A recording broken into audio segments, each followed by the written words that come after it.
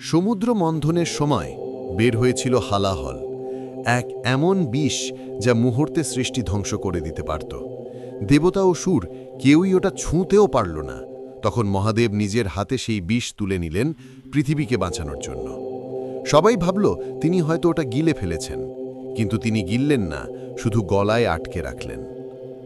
পুরাণিক ব্যাখ্যা বলে ওই বিষ ছিল এতটাই তীব্র যে শরীরের ভেতর গেলে মহাদেবের ভৌতিক রূপও সহ্য করতে পারত না।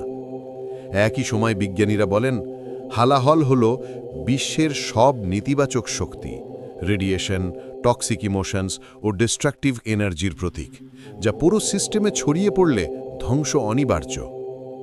শিব গিলেন না, কারণ বিষকে দমন করতে হয়, নিজের মধ্যে ছড়াতে নয়।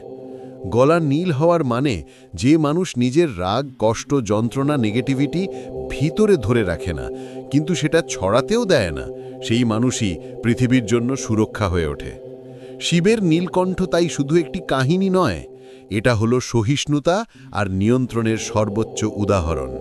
তাই শিব বলেন, বিষ আসবেই, কিন্তু তাকে গলা পর্যন্ত থামাতে পারলেই তুমিও নিজেই নীলকণ্ঠ হয়ে উঠবে।